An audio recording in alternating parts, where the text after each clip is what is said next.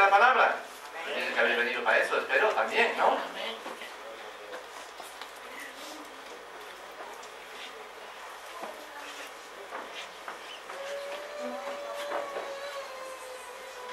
Espero que estamos todos listos esta mañana. ¿Tenemos Biblias o qué? Amén. Porque tenemos que pasar de la palabra a los hechos. Amén. Y seguiremos viendo esta mañana otras perspectivas desde el Antiguo Testamento sobre este hecho de la koinonia, la fraternidad entre los hermanos, lo que Dios quiere, lo que Dios tiene en su corazón y quiere que vivamos por el poder de su Espíritu Santo entre nosotros. Eso es el plan de Dios para ti, para mí. Quiere que vivamos de tal manera como Dios vive junto con su Hijo Jesús y junto con el Espíritu Santo. Son uno. Y de tal manera que somos nosotros uno, quiero que sean unos también. Eso es todo un programa, ¿no? Vamos a orar para que el Señor nos bendiga. Padre, te pido que realmente esta mañana tú puedas conducirnos a través de tu palabra a realidades profundas, a realidades que van a transformar nuestras vidas, que no nos van a dejar indiferentes, que van a transformar nuestra iglesia también. Oh Padre, te pido que realmente esta mañana sea un día clave también para tu reino, y que tu reino pueda avanzar en medio de nosotros, que tu poder y por tu presencia se haga patente todavía más entre nosotros. Te lo pido en nombre de Jesús, Padre. Amén. Como lo hemos dicho anteriormente, el libro de los Hechos es la puesta en práctica del mensaje de Jesús. Jesús ha dado su mensaje a los discípulos, les ha enseñado, pero cuando viene el Espíritu Santo, la iglesia empieza a formarse, y la primera característica que se ve es un testimonio común de los hermanos. Es esta koinonia que vivían juntos, esta confraternidad, esta vivencia casi juntos los unos con los otros, la comunión de los cristianos que formaban parte de la primera iglesia. Eso es la realización del plan de Dios. Saben ustedes, está anunciado en todo el Antiguo Testamento. Vemos como Dios, el corazón de Dios ya está preparando su iglesia a través del Antiguo Testamento también. Lo que podemos descubrir en las Escrituras de los Hechos es la constante referencia al Antiguo Testamento. Los discípulos, Pedro, Juan, Apolos, Pedro, Pablo, Esteban, Felipe, todos cuando abren la boca y empiezan a predicar, se refieren y toman pasajes del Antiguo Testamento diciendo, Dios ha dicho antiguamente y ahora se está cumpliendo. Se está cumpliendo, se está revelando. Y prácticamente en cada capítulo de los Hechos de los Apóstoles encontramos esta referencia a los patriarcas del Antiguo Testamento, a los que han recibido por primera vez la palabra de Dios, a los cuales Dios se ha revelado poco a poco, y entonces los discípulos más tarde van a referirse a ellos siempre. Dice, mira, lo que les fue dicho a ellos es lo que estamos viviendo hoy en día. Y los Hechos de los Apóstoles no terminan en el capítulo 28 de los Apóstoles, de los Hechos. ¿Por qué? Porque a través de los siglos se sigue viviendo los Hechos de los Apóstoles, y hoy en día nosotros estamos viviendo los Hechos de los Apóstoles. Dios quiere que sigamos viviendo lo que Él ha previsto y ha hecho. Y así que nosotros, de cierto modo, hoy mismo seguimos en el plan de Dios, seguimos haciendo lo que Dios quiere, y tenemos que buscar continuamente más y más su voluntad. Y espero que esta mañana algo para ti y para mí será directo en nuestros corazones, que podremos oír algo de parte de Dios, no de parte de mí o una buena teoría, lo que sea, sino que estemos dispuestos a decir, Señor, quiero que me hables esta mañana. ¿Estás de acuerdo en decírselo? Amén. Olvídate de mí, olvídate de lo que se puede pasar a tu alrededor. Dile, Señor, quiero que me hables esta mañana. Y hemos visto que en los primeros capítulos Pedro se plantó delante de la población asombrada de lo que veía, es decir, gente lleno del Espíritu Santo, y les dijo, lo que veis ahí es lo que el profeta Joel anunció que iba a llegar. Y desde entonces los apóstoles siempre se han referido al Antiguo Testamento. Ahora podemos tener una comunión permanente con el Espíritu Santo, porque en el Antiguo Testamento, saben, los profetas y la gente de Dios eran literalmente poseídos, pero de forma esporádica, de forma momentánea, o algunas personas y los demás no. Y los demás tenían que escuchar y ver lo que estaba pasando, pero de repente Dios se derramaba su espíritu sobre una persona porque quería que funcionara de una manera, que anunciara un mensaje específico.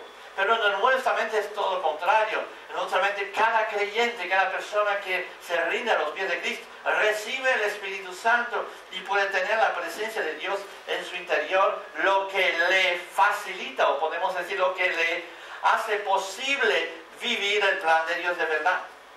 Y ante todo vivir el plan de Dios entre nosotros. Ahora podemos tener una comunión permanente con el Espíritu Santo, y esta comunión nos conduce a tener comunión los unos con los otros. Más tendrás comunión con el Espíritu Santo, más vas a tener comunión los unos con los otros. Es una regla divina, es el corazón de Dios que quiere eso. No es nosotros que tenemos que obligarnos a hacerlo. Es una cosa automática. Si tú tienes realmente comunión con Dios, vas a tener comunión con los demás. Si no tienes comunión con los demás, no puedes pretender tener comunión con Dios, dice en 1 de Juan. Y es así. Y si no tienes comunión con Dios, no vas a poder tener comunión con los demás. Es imposible. Pero cuando tienes una comunión con Dios, entonces vas a tener una comunión con los demás. Y es de esta comunión que queremos hablar, que queremos compartir los unos con los otros. Si leemos Hechos 17, versículo 11 y 12. Hechos 17, versículo 11 y 12. La pobre que está en el ordenador va a tener que trabajar hoy bastante, pero podéis ayudarle cogiendo vuestras Biblias y seguirlas, que es lo mejor que podéis hacer. En Hechos 17, 11 y 12 se nos es dicho esto. Inmediatamente los hermanos enviaron de noche a Pablo y a Silas hasta Berea, y ellos, habiendo llegado, entraron en la sinagoga de los judíos. Y estos eran más nobles que los que estaban en Tesalónica, pues recibieron la palabra con toda sabiduría, escudriñando cada día las Escrituras para ver si estas cosas eran así. Ahí encontramos un grupo de creyentes en la ciudad de Berea, que escucharon el mensaje de Pablo y inmediatamente verificaron en las Escrituras, es decir, en el Antiguo Testamento, si lo que decía Pablo tenía razón o no. ¿Saben? La koinonia, o la nueva vida en Cristo y la comunión entre los hermanos, la realidad de la iglesia auténtica, forma parte integral del plan de Dios. No es algo nuevo de repente que surgió, que ocurrió en el comienzo del Nuevo Testamento o especialmente de los Hechos de los Apóstoles. Haciendo esto realizaban y anunciaban lo que Dios había dicho ya anteriormente en el Antiguo Testamento. ¿Cuántos de ustedes realmente quieren recibir un mensaje personal de parte de Dios? El mismo mensaje que recibieron Abraham, que recibió David, que recibió Moisés, que recibieron los discípulos, y que de cierto modo, y de cierto modo, de modo absoluto, nosotros también participamos. Somos partícipes de ello. Y saben, eso es extraordinario. Hemos leído varias veces al final del capítulo 2, versículo 42, vemos que la iglesia estaba unida, que estaban todos compartiendo sus bienes, que estaban recibiendo y permaneciendo en la enseñanza de los apóstoles. Y estaban compartiendo los unos y los otros sobre todas las revelaciones de Dios y sobre lo que vivían los unos a los otros, ¿no? Se mantenía firme en la enseñanza de los apóstoles, en la comunión y el partimiento del pan, en la oración. ¡Wow! ¡Qué vida! ¡Qué fotografía se es enseñada de estos primeros cristianos! Cómo vivían juntos, cómo compartían juntos. Y al final del capítulo 4 también encontramos lo mismo. y vemos que la gente compartía sus cosas, vendían sus campos, y muchas veces uno dice, bueno, serán como los hippies. Pues no, nada en absoluto, no tiene nada que ver. ¿Saben? Los hippies vivían en comuna, nacían el amor y no la guerra, comiendo vegetariano y fumando hierba para encontrar a Dios a través de estas experiencias. Pues la primera iglesia totalmente es otra cosa, porque tienen contacto con Dios, con el único Dios, y no necesitan hierbas mágicas para subirse a Dios, o incienso, o cosas raras para ponerse en éxtasis delante de Dios. No, viven la realidad del Espíritu Santo entre ellos. El Espíritu Santo tiene una comunión con ellos y ellos se aman los unos a los otros. Hay algo especial que empieza a ocurrir en medio de ellos. ¿Por qué? Porque viven el corazón de Dios. El corazón, lo que está en el corazón de Dios, el deseo más profundo de Dios, es que realmente podamos vivir amándonos como Él nos ama. ¡Wow! Y entonces la koinonia y la nueva vida en Cristo y la comunión entre los hermanos, la realidad de la iglesia auténtica forma parte integral del plan de Dios desde el comienzo. Incluso antes de la creación del mundo ya Dios había previsto eso. Dios quiere que vivamos una comunión verdadera y auténtica. Dios lo quiere, de verdad.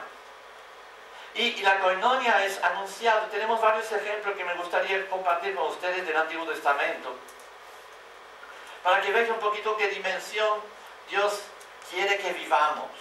Y a través de algunos hechos que ocurrieron en el Antiguo Testamento podemos descubrir lo que está en el corazón de Dios de verdad para nosotros hoy. Para esta próxima semana, para los meses que van a seguir. ¿Qué es lo que Dios quiere en cuanto a la comunión? ¿Qué es lo que Dios quiere en cuanto a esta pequeña iglesia, esta simple iglesia? ¿Tú lo sabes? ¿Sabes realmente qué dimensión Dios quiere que vivamos entre nosotros? ¿Sabes? Cuando hablamos de koinonia no nos referimos a algo que se formó por casualidad en los hechos de los apóstoles. Algo que ocurrió por el entusiasmo del momento, porque wow, han recibido el Espíritu Santo, entonces en el entusiasmo, wow, la gente empezó a hacer cosas realmente extraordinarias. No, eso está plantado en el corazón de Dios desde mucho antes. No fue una pura casualidad porque de repente hubo una especie de avivamiento en el momento y como cuando dice, bueno, pero eso les pasará, ¿no?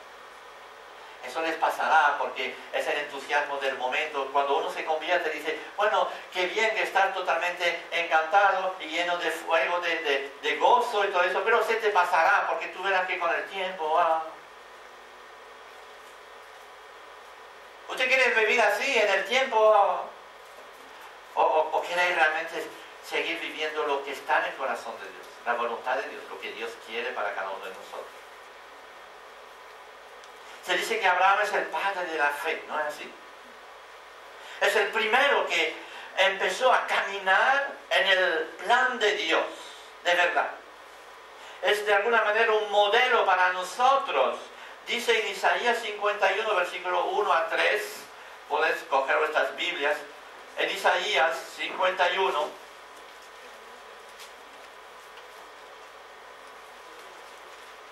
¿lo tienes? Dice así, ustedes los que van tras la justicia y buscan al Señor, escúchame, miren la roca de la que fueron tallados, la cantera de la que fueron extraídos. Miren a Abraham, su padre, y a Sara, que los dio a luz. Cuando yo lo llamé, él era solo uno, pero lo bendije y lo multipliqué. Sin duda, el Señor consolará a Sion, consolará todas sus ruinas, convertirá en un Edén su desierto, el huerto del Señor, sus tierras secas, en ella encontrarán alegría y regocijo, acción de gracia y música de salmo. ¡Wow, qué diferencia! ¿No? Qué promesa más extraordinaria. Dice Isaías, lo que decimos en español, tal palo, tal astilla. Dice, de la roca que fuiste sacado. De este Abraham que es vuestro modelo, tenéis que vivir. Sois descendientes de Abraham, les diciendo a los que también nosotros somos descendientes de Abraham porque somos personas que hemos empezado a caminar por fe en Jesucristo. Y todos los que tienen fe en Jesucristo son pueblo de Dios, descendientes de Abraham, lo dice la Biblia. Amén. Amén. Entonces deberíamos ser tal palo de la astilla, ¿no? Fuimos sacados, deberíamos de ser de la misma esencia, con la misma característica ahora. Y dice, él era uno solo y le llamé. Yo pregunto, ¿quién quiere ser llamado, bendecido y multiplicado, como está marcado aquí? ¿Quién quiere ser llamado por Dios? Fuimos llamados por Dios. Pero ahora es el momento de ser bendecido como fue bendecido Abraham y multiplicado en este sentido de la fe de todas nuestras vidas. ¿Cuántos de ustedes piensan que ya tienen bastante? Ya están saciados. Ya es suficiente lo que tienen. O por el contrario, que todavía dicen, Señor, yo quiero más, yo quiero ser llenado de ti, yo quiero avanzar, yo quiero más que lo que tenía hoy y lo que tendré mañana. Quiero más de ti. Muchas veces lo cantamos aquí, quiero, Señor, más de ti. Y realmente es lo que tenemos que plantearnos. Realmente queremos más. Queremos ver la bendición de Dios sobre nuestras vidas, sobre nuestra familia, sobre nuestra iglesia. Entonces miramos a Abraham y ver de qué roca fuimos tallados, ¿no? Miramos a este señor Abraham que fue llamado y que ha pasado por muchas partes de su vida. ¿Sabes? Fue llamado de un sitio que se llama Ur. Y para ir a otro lado, que era el lugar de Canaán, el Israel actual. Y pasó y se levantó y fue llamado por Dios y entonces dijo, bueno, pues me levanto, me voy. Y cogió su familia, cogió sus siervos, cogió sus ovejas, sus pequeñas pertenencias que tenía y se levantó y se puso en marcha. Y dice, y por la fe, sin haber visto, sin haber estado en el lugar donde Dios le quería llevar, se levantó y se puso en marcha. Por eso es el padre de la fe, porque empezó a obedecer a lo que Dios le había dicho. Y creyó a lo que Dios le dijo. Y cuando uno cree, se pone en marcha, se pone en pie y se pone en marcha, así, así. Dice, sí, Señor, yo creo en ti, pero aquí estoy bien. Cuando me empujarás, yo iré. No, tú tienes que obedecer y ponerte en marcha. Y por la fe, sin haber visto, se puso en marcha. Y cada paso que comete, que emprende en su camino, es bendecido y es multiplicado. Porque cada paso de obediencia le lleva a un momento donde es bendecido más y multiplicado. ¿Y sabes lo que hace Abraham? Él va a coger a un sobrino suyo, porque este sobrino, es muy interesante de saber la historia, era huérfano, seguramente no tenía padres, y entonces va y dice, bueno, pues ven conmigo. En el proceso de ser llamado, atrae a este sobrino que dice, bueno, yo no sé qué hacer, yo estoy perdido en la vida, estoy solito y tal. Bueno, ven conmigo, hala. Y entonces este sobrino va a empezar a caminar con Abraham y va a ser bendecido de la misma manera. Porque junto con Abraham van a ser bendecidos los dos. Y sus rebaños, claro, la bendición se manifestaba en la multiplicación de los bienes. La bendición hoy en día no forzosamente se manifiesta de esta manera, lo entendemos, pero en este tiempo cuando se dice bendiciones, entonces significa que sus ovejas tenían un montón de ovejitas y se multiplicaban y el tamaño del rebaño crecía y más se acercaban a la tierra prometida, más este rebaño se estaba multiplicando y tanto del uno del otro. Llegó un momento donde los pastores de uno contra los pastores del otro empezaron a murmurar. ¿Les suena esto? Hubo un murmullo entre ellos. Empezaron a pelearse, empezaron a ver una situación realmente de pelea entre ellos. Era increíble. El cananeo, el fereceo, es decir, los pueblos que les rodeaban a esta caravana, eran pueblos hostiles, eran pueblos muy peligrosos y ellos entraban en esta tierra rodeados de enemigos, pero el problema es que ellos empezaban a pelearse entre sí. ¿Me entendéis la situación? en el lugar de formar un bloque entre ellos, de repente se pelean entre ellos y se hacen vulnerables a los enemigos que les rodean. Mira, ve un poco el peligro, la situación. Rodeado por el enemigo, en lugar de orar juntos, de combatir juntos, de testificar juntos, nos peleamos. Qué imagen de la iglesia esta, ¿no? Empezamos a pelearnos. Y es el caso de este Lot. ¿Saben? Y aquí pasa algo curioso, porque realmente tenemos que ponernos en la situación de Abraham. Abraham está ahí, ha cogido ¿cómo se dice? Sobrino suyo con él, y empiezan a murmurar los hombres. No es el sobrino que murmura, pero son los otros. Y entonces puedes imaginar un poco los pastores de Abraham viniendo a Abraham, dicen: wow, ¿qué pasa contigo? ¿Por qué no tomas rienda en el asunto? Tú eres ¿cómo se dice? El hombre, el que manda aquí. ¿Por qué no pones orden en estas cosas? Y van detrás de él. No, puede ser. ¿Nunca les ha pasado eso que les vienen en sí? ¿Por qué no tomas decisiones? ¿Por qué no haces eso? Wow, y entonces le atacan a Abraham mismo, ¿no? En su liderazgo. Dice: pero ¿cómo vas a permitir este pequeño Lot que tú lo recogiste de la nada? Viene contigo, ahora se pone como un gallito. ¿Qué pasa? Ponle en su sitio, ¿no?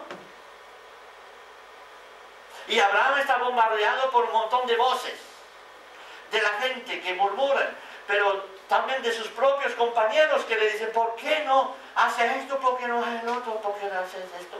Toma rienda en el asunto, ponle en su sitio a este hombre. ¿Por qué está haciendo esto? Está dividiendo la iglesia. Ponle en su sitio. Y Abraham cruza los brazos y dice: espérate un momento. Abraham dice: está bien lo que estáis diciendo todos, pero yo voy a escuchar lo que Dios me dice.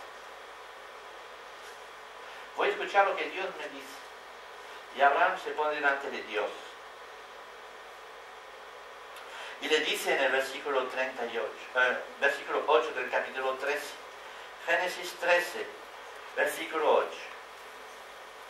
Después de haber consultado a Dios, después de haber buscado la voz de Dios en medio de tantas voces, dice: Señor, dime lo que tengo que hacer. Y le mira a Lot y le dice: así que Abraham le dijo a Lot: no debe haber, leen conmigo, no debe haber pleito entre nosotros. Díganlo con más convicción.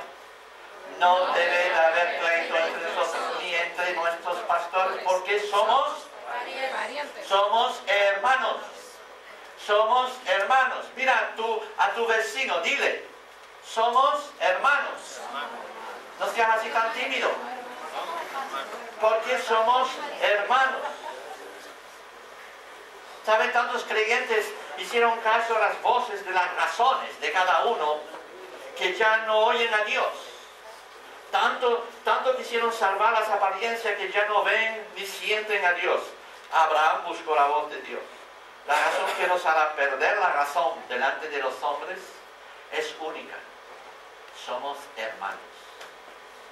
No hay razón más razonable que esta para tomar decisiones. No hay razones más poderosas y más fuertes que esta. Somos hermanos. Y por más que podamos tener discordia entre nosotros, diferencias, problemas, hay una razón que sobrepasa todas estas razones. Es que somos hermanos. La razón que nos hará perder la razón a los ojos de los hombres es que somos hermanos. La sangre de Jesucristo nos ha redimido y somos de la familia de Dios y tenemos que estar juntos en armonía. Contra esto no hay otra razón. Sí, pero lo otro. Ninguna razón es suficientemente grande, poderosa, justificable para pasar por encima de esta razón que dice que somos hermanos. Entonces, ¿qué hace Abraham? Y ahí vemos otra vez. Le dice el versículo 13 hasta 18. Dice: toma el terreno que quieres. Es increíble cómo este hombre con toda su autoridad, su poder, su justicia, sus derechos. Mis derechos, mi justicia. Él tenía todos los derechos, se va a despojar de estos derechos y dirá a Lot, Lot, hermano mío, pariente mía, elige lo que tú quieres. Después de que Lot se separó de Abraham, el Señor le dijo a Abraham, levanta la vista desde el lugar donde estás y mira hacia el norte, hacia el sur, hacia el este y hacia el oeste. Dios va a volver a bendecir a Abraham con una promesa. Porque ¿sabes lo que pasó, no? Cuando Abraham le dice a Lot, coge lo que quieres, ¿saben? Había dos campos ahí. Había un campo que conducía una carrera que iba al desierto, donde poca hierbita, nada, para el rebaño, momentos difíciles de problema. Y el otro era un valle lleno de culturas, de sitio bueno, pero era el valle de las ciudades de Sodoma y Gomorra. Pero era el valle bueno, ¿no? El valle. Y Abraham le dice, toma lo que quieres. Y Lot, que es muy jovencito todavía y un poco gallito, ¿no? Como dice, bueno, yo voy para allá. Entonces vete, tranquilo. Claro, ninguno de los dos sabe lo que va a pasar en el futuro. Abraham ve solamente el desierto, pero ve a Dios que está detrás. Y cuando Abraham empieza a caminar en el desierto, entonces le dice esto, yo te bendeciré, tranquilo. Tranquilo, tú has hecho lo bueno, has hecho lo correcto. Te has despojado de tus, ¿cómo se dice?, de tus derechos para salvaguardar la amistad, para salvaguardar la hermandad, para salvaguardar la unión del pueblo de Dios. Oh, cuántas veces tenemos que quitarnos de nuestros derechos, de nuestras razones, para salvaguardar la unidad del pueblo de Dios. Ojalá podamos entender esto. Es solamente ahí donde Dios puede intervenir y puede bendecir. Amén. La coinonia, ¿saben? Es esto. La realidad que somos hermanos y que tenemos que vivir en armonía y en humildad. Después hay otra historia que es también fascinante en el Antiguo Testamento, que nos habla de otra dimensión de la coinonia. Es la unidad en oración, ¿saben? Lo que pasaba entre nuestros discípulos, hemos leído en este versículo, oraban muchos juntos. Había una demostración de la coinonia a través de las oraciones que se hacían los unos por los otros. Y tenemos una historia fascinante del Antiguo Testamento que les invito a leer. No tenemos tiempo hoy, pero les recordaré esta historia. Es la historia de Moisés y Amalek. En Éxodo 17, versículos 8 y 14. Vamos a leer esto, Éxodo 17. Aquí tenemos una lección espiritual tremendo. Un hecho que ha ocurrido en la historia del pueblo de Israel. En realidad es una historia que podemos comprobar en nuestras vidas. Los amalecitas vinieron a Refidim y atacaron a los israelitas. De esto nada nuevo. Es pan diario allá. Y entonces Moisés le ordenó a Josué, escoge a algunos de nuestros hombres y sal a combatir a los amalecitas. Mañana yo estaré en la cima de la colina con la vara de Dios en la mano. Le dice a Josué, lleva a la iglesia a la batalla, pero nosotros nos quedaremos en el monte para orar por vosotros. Qué tremenda imagen tenemos de la realidad espiritual dentro de una iglesia. El pueblo batalla, Moisés está en el monte con los brazos levantados al cielo. Vamos a ver, Kiko, ven para acá. Tú tienes la cara de Moisés esta mañana. Ven. Ponte ahí arriba. No te rompe una pierna subiendo, por favor. Mira al pueblo ahí y levanta las manos al cielo. Vamos. Ahí. ¿Sí? Ok.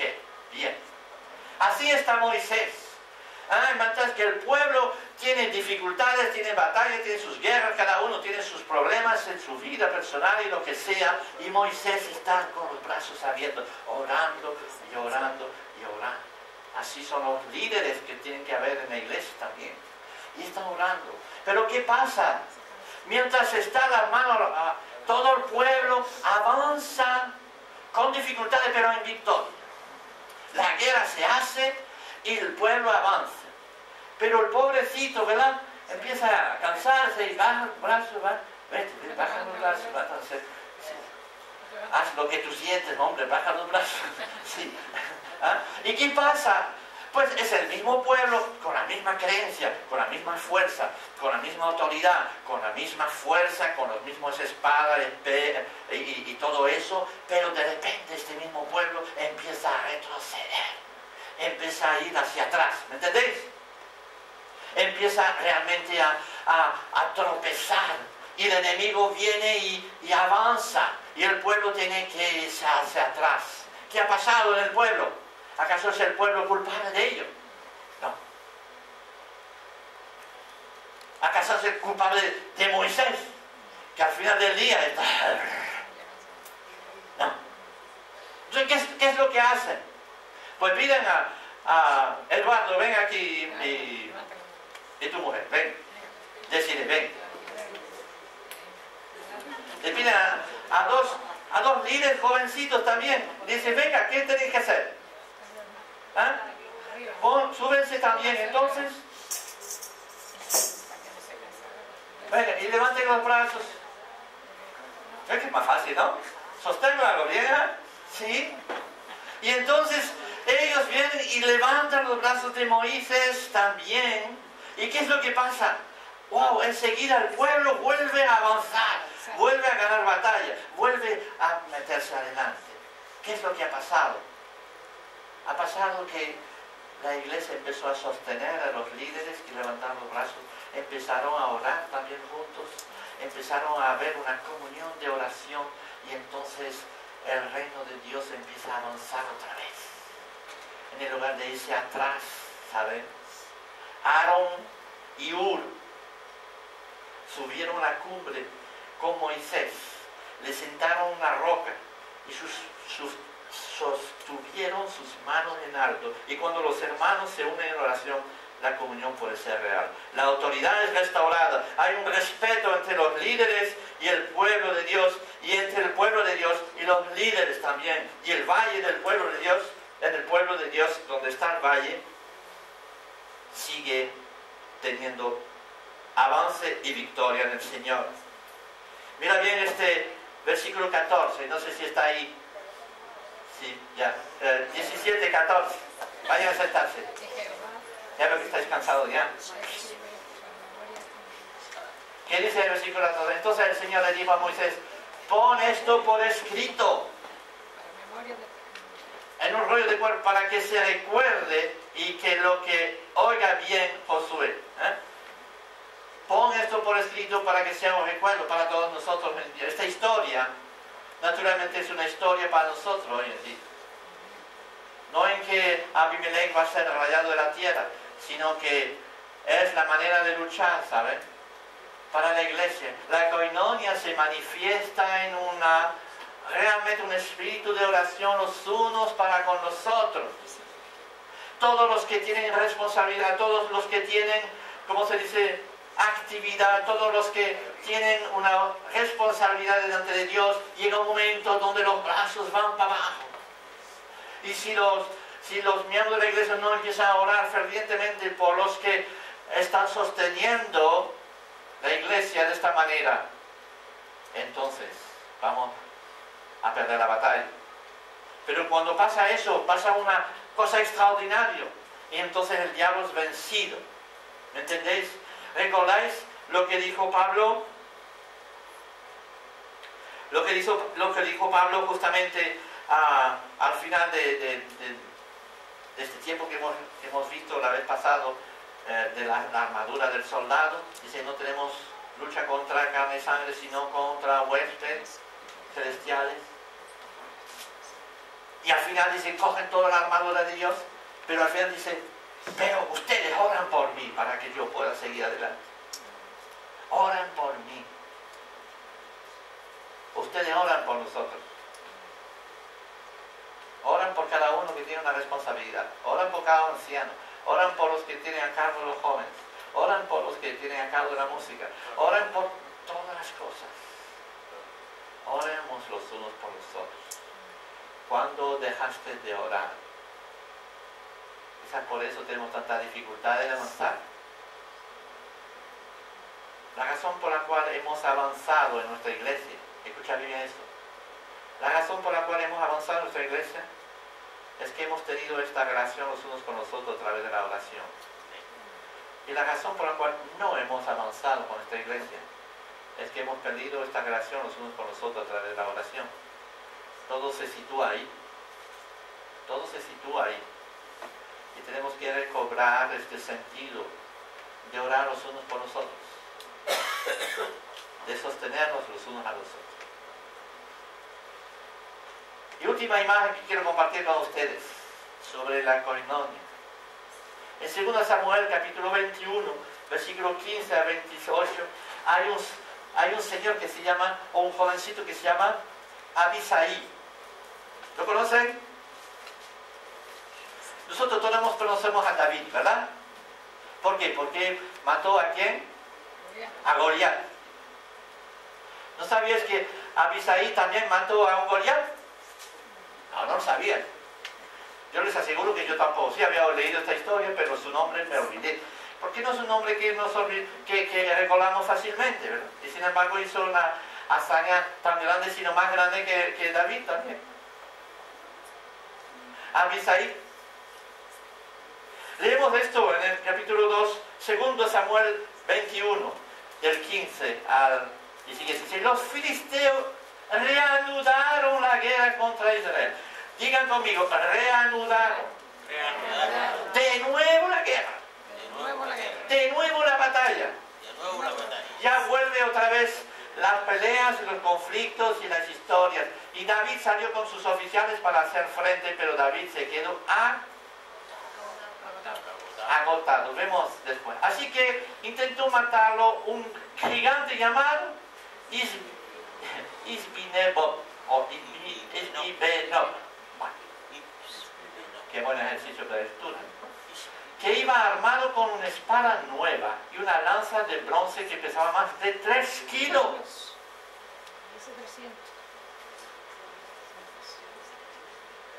¿Ustedes se dan cuenta de lo que está pasando? El problema de siempre vuelve otra vez. El gigante se vuelve a aparecer. De nuevo la habíamos matado y engendró a otros 4. Porque sigue ahí el versículo siguiente también. Se presenta un filisteo otra vez. David en su juventud había matado un gigante, pero fue solamente el comienzo, ¿saben? Fue solamente el comienzo. Y la nueva generación de Israel también tiene que oponerse a sus gigantes. Siempre tenemos que confrontarnos a los gigantes, ¿saben? Yo cuando era joven, yo tenía que enfrentarme a unos gigantes. Sí. O era el alcohol, era cosas así, era falta de fe, era un montón de cosas, de historias que teníamos los jóvenes. Nosotros salíamos a la calle para tirar piedra. Era mayo del 88 o algo así, o 78. Era la revolución en Francia, los estudiantes estaban asqueados de todo y tiraban piedra con todo el mundo. Y en fin, era tiempo de los hippies y todas estas cosas. Y nosotros, si queríamos ser cristianos, teníamos que enfrentarnos a gigantes que son ligeramente diferentes hoy. O tienen la misma pinta, tienen la misma estructura, el amor libre, las corrientes que te vienen encima, haz el amor, no la guerra. En fin, todas estas cosas teníamos que tomar posición en contra de ellos. Y hoy en día vemos que el gigante, como nos está descrito, tiene una espada nueva, ¿saben? Es decir, que los gigantes están renovados, han limpiado sus espadas y vienen otra vez. Tienen la misma forma, ¿no? Pero son más fuertes y más poderosos otra vez. Vienen con más ganas. Y cuando hablamos de los jóvenes de hoy en día que tienen que enfrentarse a las corrientes que vienen sobre ellos, del aborto, de la homosexualidad, de tantas cosas que les vienen encima, que quizás nosotros sí los teníamos, pero no de esta manera. Pero ahora viene el gigante con una espada nueva totalmente brillante para cortarle el cogote a cualquiera. ¿Me entendéis esto? Esto no es el problema, es el problema de siempre. Este viene nuevo, joven, fuerte, tiene una espada nueva, quiere matar al líder y matar a David. Y la reacción lógica es que la gente del pueblo se sintiera diciendo, wow, ustedes saben cómo David sabe pelear contra los gigantes. Dejémosle. Vamos a ver cómo lo va a hacer él. Tiene experiencia. Él ya ha matado a un gigante y nos ha demostrado que él puede. Entonces vamos a dejarle, ¿no? ¿Creéis que va a ser así realmente? No, ahora le toca el turno a otro. A un tal, justamente, este chico Abisai. Y en el versículo 17 nos lo vemos. Este Abisai de repente se interpone entre el gigante y David. Y es él que va a luchar en contra del gigante. Se levanta una nueva generación de luchadores, de Davides. Cada tiempo tiene su David, podemos decir. Cada época somos llamados ahí. La generación de hoy tiene que enfrentarse al paro, a la pornografía descomunal en todas partes, en el internet, en ideología que son corrientes enormes, el aborto, la homosexualidad, y todo ello son gigantes con espadas nuevas, con 6 dedos a las manos, como dice ahí, hay uno que tiene 6 dedos y 6 dedos a los pies, ¿eh?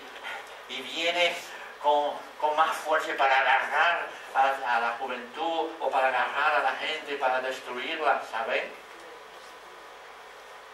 ¿Quién se levantará en contra de él? ¿Quién se levantará? ¿Dónde está la nueva generación de luchadores? De luchadores que se van a unir a los que están ya para apoyar a la generación anterior para que la llama no se muera, dice el texto. Me pondré entre ti el gigante para que la llama no se muera. Esta historia es absolutamente extraordinaria, ¿saben? Es fantástico, les invito a leerla de verdad y a meditarla. Nos necesitamos los unos a los otros. La koinonia es esto, necesitarse los unos a los otros, porque solo frente a la batalla no podemos. Y la nueva generación tiene que venir con fuerza y más fuerza todavía y con más autoridad. Y coger la espada y empezar a luchar en contra de los gigantes. Aquel que anda solo, pronto pierde contacto con Dios. Recuérdate esto. El que se aparta de la comunión de los creyentes, pronto pierde la vista y se vuelve ciego, pierde el oído y se vuelve sordo, y pierde la comunión con los hermanos y pierde la comunión con Dios. Es necesario la comunión entre todos y que peleamos los unos con los otros, no en contra de los otros. Juntos vamos a pelear para que este que tiene problemas, para este que está atacado, para este el otro que realmente tiene conflicto pueda ser liberado, pueda ser realmente una persona victoriosa. ¿Sabíais ustedes que David fue sacado del aislamiento? Y cuando leemos la historia de David cuando fue niño, ¿sabéis que un día en el libro de Samuel, en el Samuel capítulo 18, la primera Samuel capítulo 18, vemos como Dios le manda a Samuel a buscar un sucesor al rey Saúl, porque el rey Saúl ya empezaba a enloquecer. Y entonces va en casa de un tal Isaí, un hombre que tenía 7 hijos. Bueno, en realidad tenía 8, pero delante de todo el mundo tenía 7. Y el octavo era despreciado, era puesto de lado, marginado, criticado por sus hermanos. Y entonces cuando Samuel llega a su casa, a casa del padre, le presenta al padre todos los hijos uno a uno, y Samuel los ve y dice, Señor, ¿será este? ¿Será este? Y claro, el padre está alabando a cada uno de ellos, dice, mira este que fuerte, mira este que inteligente, mira este que dones tiene, mira este que fabuloso es. Y todo eso encontramos, ¿no? Mientras que el niño David estaba excluido de ello. Puedes imaginar un poquito lo que pasaba en el corazón de David. Totalmente apartado de su familia, criticado, puesto en un lugar ahí a guardar las ovejas. Y sin embargo David, cuando pasaba las noches lejos de su familia, lejos de todo eso, David levantaba los ojos al cielo y tenía contacto con Dios y se dejaba invadir por la presencia de Dios. Y cuando tenía problemas, cuando venía el oso, cuando venía el león a atacar, él recobraba fuerza de forma tremenda que realmente destruía a estos enemigos del rebaño. Pero cuando llegó a casa, otra vez, bomba, puesto de lado. Y entonces cuando pasa esta historia con Samuel dice, pero tú no tienes otro hijo. Y entonces el padre dice, sí, tengo uno. Bueno, pero este no vale la pena. Es un chiquillo que es. Y Samuel dice, búscalo. ¿Sabe cuando una persona está conforme al corazón de Dios? Cuando está delante de Dios y sincero en su corazón delante de Dios, siempre llegará el día. El día donde Dios te llamará. Y entonces es llamado y enseguida Samuel ve claro.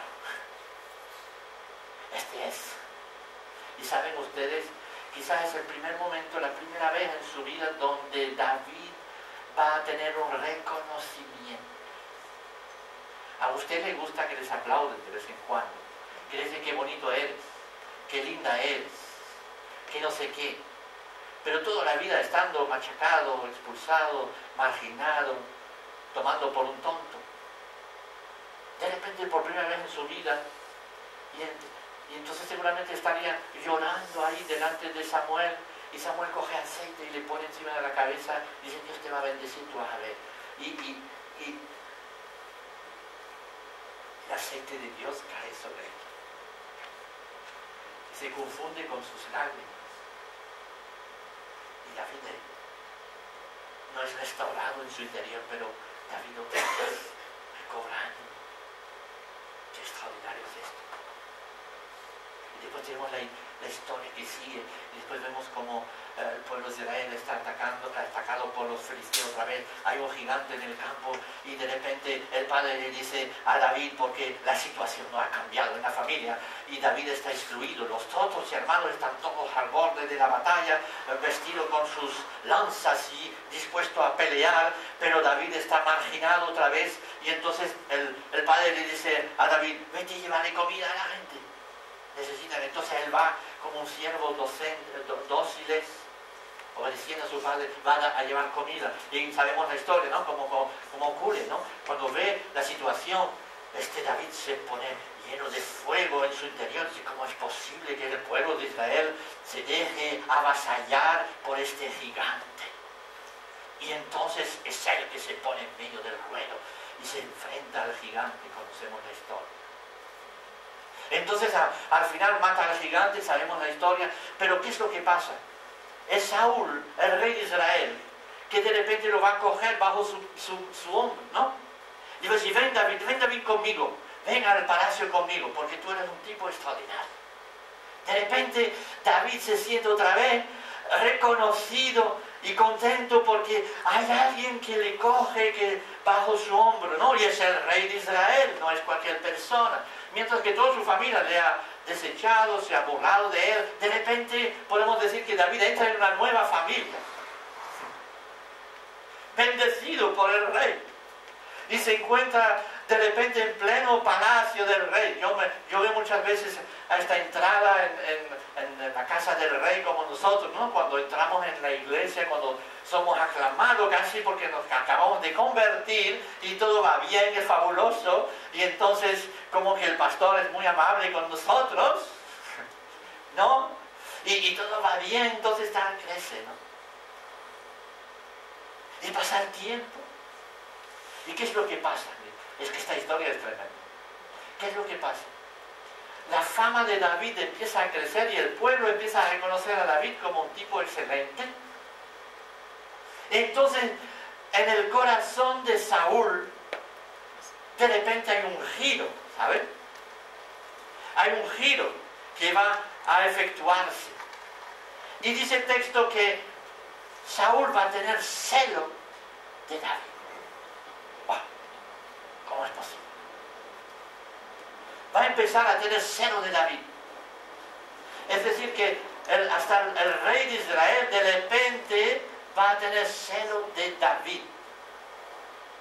Y empieza a girar todo. Y estos celos van a levantar el corazón de Saúl en contra de David. Y eso no es de un día para otro, sino que es una cosa que va a ir creciendo, creciendo, creciendo, creciendo, hasta que va a explotar y se va a hacer la guerra. Parece increíble, ¿no? ¿Cuántas veces en la iglesia pasa eso? ¿No existen los celos en la iglesia? Les garantizo, es la lacra más grande que hay en todas las iglesias.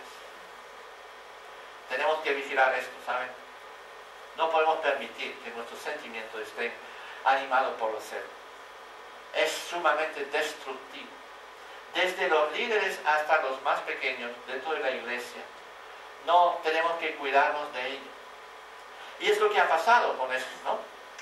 De repente David se va a encontrar otra vez solo porque va a sentir el rechazo del que le había cobijado antes. ¿Entendéis? Se va a sentir solo otra vez. Y va a venir una cosa extraordinaria, ¿saben? Porque va a intervenir en esta situación, va a intervenir el hijo de Saúl. Y viene Jonathan. Y Jonathan, y esta historia también es extraordinaria. Vamos a leer 1 Samuel 18, del 1 y 2. Se nos va a demostrar lo que es la verdadera koinonia, la verdadera amistad, ¿saben? Cómo debe de ser y cómo debería de ser esto de la amistad. Una amistad que sobrepasa las circunstancias. El hijo del rey, vamos a leer, una vez que David y Saúl terminaron de hablar, Saúl tomó a David y a su siervo y desde ese día no lo dejó volver a la casa de su padre. Jonathan, por su parte, habló con David una amistad entrañable y llegó a quererlo como a sí mismo. Por una parte, el padre se cela, se pone en contra de David y lo que sea, pero por otra parte, el hijo del rey va a venir hacia David y va a pasar algo extraordinario entre ellos. La amistad que tenían anteriormente se va a crecer todavía en este momento. ¿Seguimos? Versículo, ahora puedes ir al versículo 2, el 3 sigue un poco más, entonces, y veréis cómo de repente tanto le quería que hizo un pacto con él. ¡Wow! Mira bien esto. Jonathan va a hacer un pacto con David. Ve que David está solo, que David está criticado, que David está en peligro. Y entonces Jonathan va a venir y va a hacer un pacto con él. ¿Y qué es lo que va a hacer? Se quitó el manto que llevaba puesto y se lo dio a David. También le dio su túnica y aún su espada, su arco y su cinturón. ¿Qué hace? Vamos a ver. Ven antes. Tú eres David y vamos a ver. Toma a David. David es David, será más fácil. Y tú eres Jonathan. ¿Vale? Imagínate, vamos a imaginarte las cosas, claro. Hubiera tenido que preparar esto, pero bueno, vamos a imaginarlas, ¿no? Y tú eres Jonathan y tú eres el hijo del rey, tú tienes una vestidura, tú tienes una túnica preciosa, ¿de acuerdo? Y tú tienes unos elementos que denominan, que demarcan, que enseñan que tú eres realmente el hijo del rey. Tú tienes un arca con flechas, dice ahí, y una espada y un cinturón, ¿de acuerdo? Y tienes todo eso. Y David está ahí a tu lado y vas a hacer un pacto con él. Le vas a decir, David, yo voy a ser tu amigo de verdad. Entonces la primera cosa que vas a hacer, vas a coger tu túnica, ponla ahí, tu túnica, te despojas de ella y la pones encima de él. Porque la amistad verdadera es una amistad que sobrepasa las circunstancias y que va realmente a llevar el uno a endosar ¿cómo podemos decir? La autoridad, los privilegios que tú tienes como hijo del rey. Tú tienes unos privilegios, por eso estás vestido de esta manera. Y le vas a dar tus privilegios a David, tu amigo. ¿Te das cuenta lo que es fuerte esto? Vas a despojarte de tus privilegios para que el otro pueda ser protegido. ¡Wow! Porque es ahí, estamos caminando juntos, le va a decir uno al otro, mira, estamos caminando juntos, somos hermanos, como hemos dicho antes, somos de la misma familia ahora. No, las circunstancias que pueden ocurrir no tienen que afectar nuestra amistad y el hecho de que somos hermanos. Ahora me voy a quitar de todo lo que me hace superior a ti y te lo voy a dar a ti para que te encargues de ello, ¿me entiendes? Y le va a dar el arco con las flechas. Mírame. Sí, exactamente. Le van a dar esto. Porque saben lo que son las flechas, lo que representan. Las flechas representan los ataques que vienen de no sé dónde, que vienen de lejos. Las críticas que tú puedes recibir en el medio de la iglesia o fuera de ella. O sea, ataques que todos nosotros sabemos bien cuando los recibimos, pero no sabemos de dónde vienen. No sabemos de dónde proviene. Y a veces nos damos cuenta que es un hermano de toda la vida que empezó a criticarnos, que empezó a lanzarnos basura encima para no decir otra cosa, ¿no? Y entonces, nunca hemos vivido eso, pero les digo, imagínense, ¿no? ¿Verdad? Y pasa tantas veces, ¿no? Pues el arco, las flechas son esto, ¿no? Y tú cuando le das esto a él, le estás diciendo, David, yo te doy esto. Así que si tú recibes una flecha, sabrás que no es mía. Porque ya no tengo flecha en contra de ti. Ninguna. ¡Wow, qué extraordinario es esto! ¿Le puedes decir esto a cada uno de nosotros aquí? De decir, mira, te doy mi arco, mis flechas, te las doy. Y sepan una cosa, ahora las flechas que vas a recibir va a ser imposible que vengan de mí. Que provienen de mí. Porque somos hermanos, porque somos koinonia.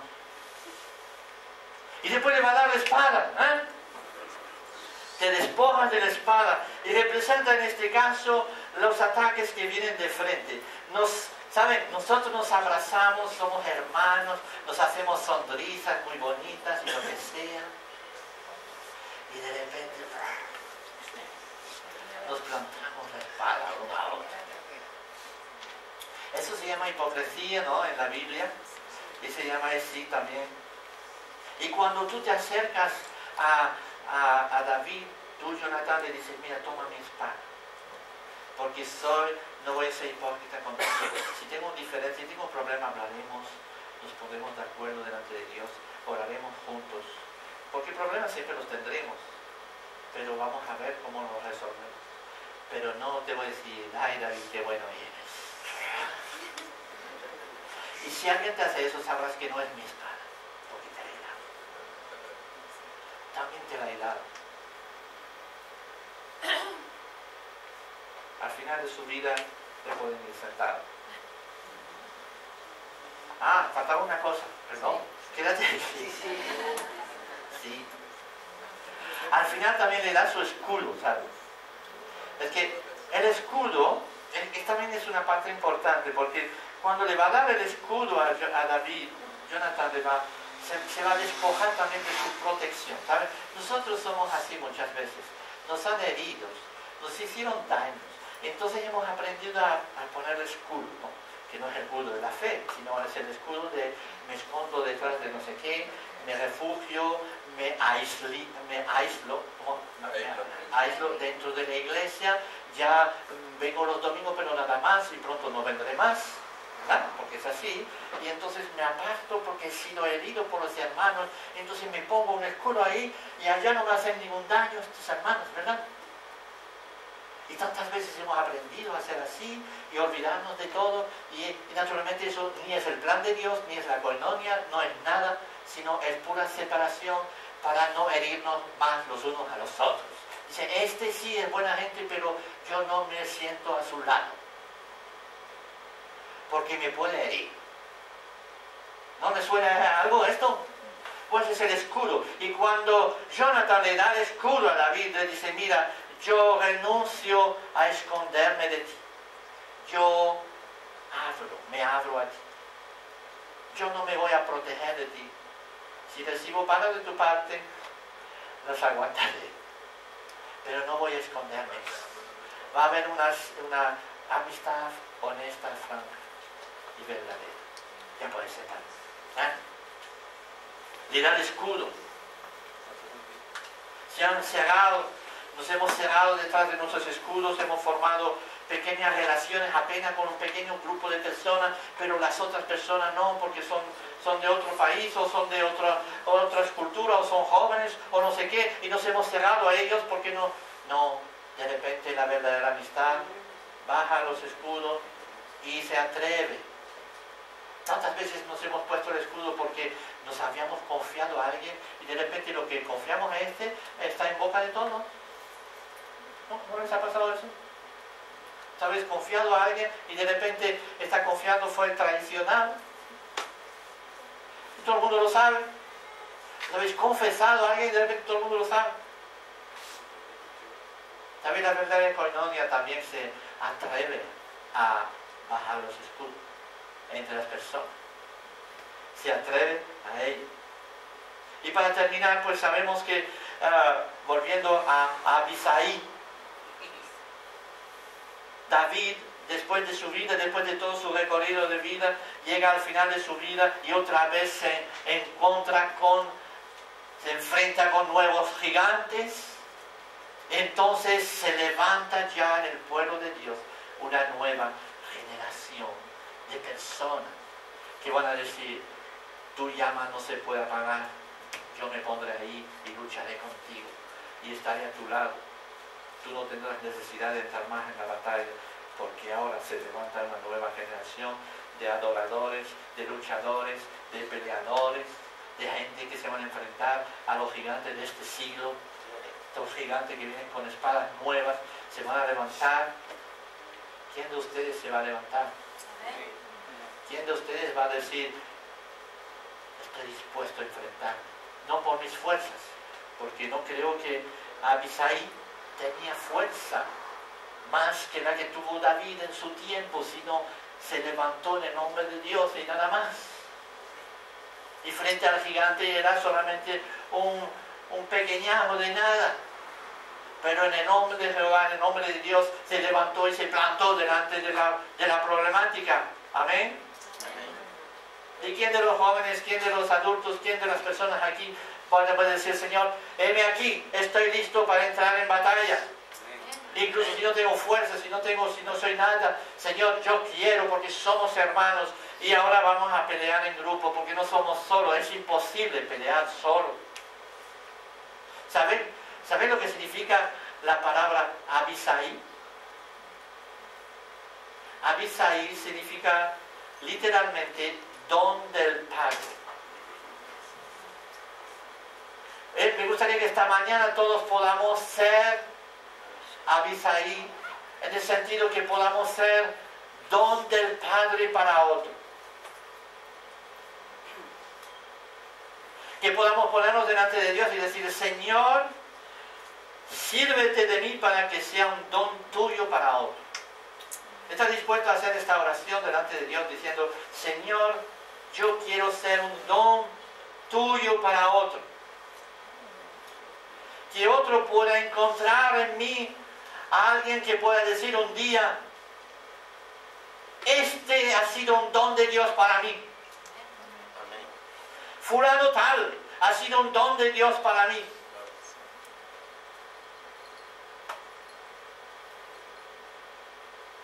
Kiko ha sido un don de Dios para mí.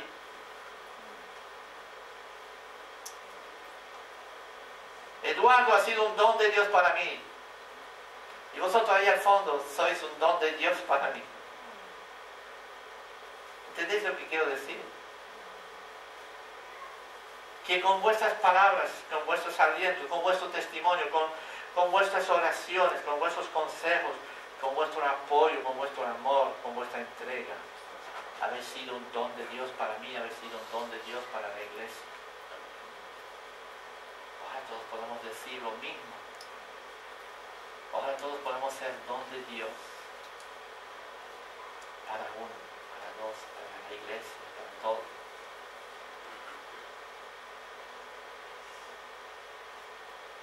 Vamos a ponernos delante de Dios esta mañana. Decir, Señor, gracias por la coinonia que tenemos aquí. Padre Celestial, te doy gracias por los dones de Dios que tú has puesto en mi vida, que han sido apoyo, que han sido sostén, consejero, simplemente con su presencia a veces, simplemente con un gesto, unas palabras. Han demostrado ser siervos tuyos y he sido beneficiario de ellos. Te doy gracias por todo ello. Te doy gracias por cada uno de ellos.